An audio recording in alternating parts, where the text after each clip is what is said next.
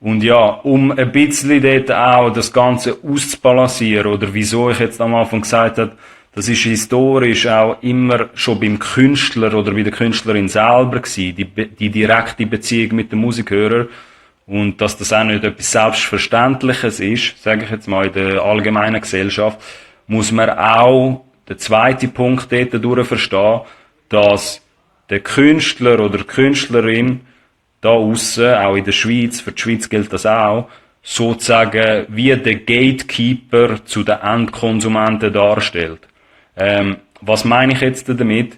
Niemand, also sprich keine andere Brands oder keine andere Unternehmen, egal wie gross sie sind, oder auch Medien, die geniessen nicht so einen hohen Stellenwert im Vergleich wie Künstler oder Künstlerinnen, wenn es um die Endkonsumenten geht. Sprich, mit der Musik, die man macht, genießt man eine viel, viel höhere Bedeutung als jedes Unternehmen, das da aussen genau die gleichen Leute vielleicht ansprechen will. Oder die gleichen Musikfans. Frau Blum schreibt da, wie standardisiert versus wie individuell auf Comments antworten. Versus wie individuell auf Comments antworten. Standardisiert. Zum Beispiel, ja, Frau Blum, wenn du meinst, auf die Musikhörer betrachtet, ja, auf die Musikfollower, die dir folgen, ist natürlich einer von diesen Punkten. Voll. Ob du jetzt eher individuell auf alle eingehst, und zu dem kommen wir nachher ein bisschen noch. Ich habe jetzt am Anfang eher so ein bisschen aufzeigen, weil ich halt auch ganz oft höre, und es geht ein bisschen andere Episoden auch, die ich schon gemacht habe, dass ich von Künstlern und Künstlerinnen da raus irgendwie so einen Machtverlust raushöre, wenn es darum geht, wer eigentlich am nächsten an den Endverbraucher ist, am Endkonsument. Und die Wahrheit und die Realität, die auch die meisten Firmen da draussen kennen und alle Labels und irgendwelche Brands, ist immer noch, auch im 2020, sage ich mal, und für die nächsten Jahre, ist die Beziehung von Künstler zu Musikhörer ist immer noch am nächsten.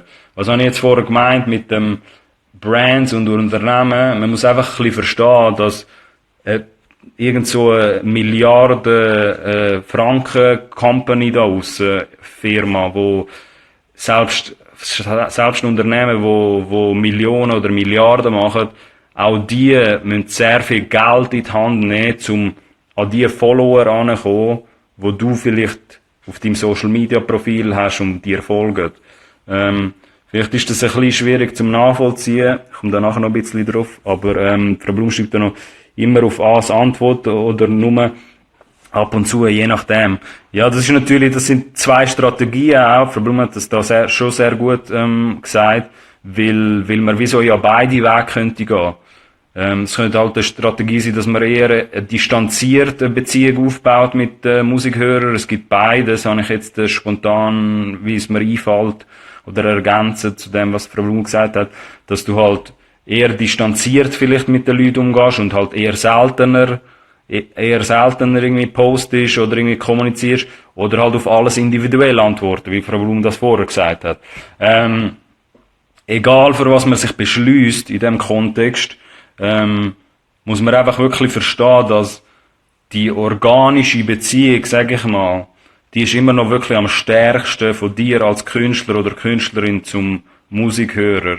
Direkt, sage ich jetzt. Wieso wiederhole ich das auch?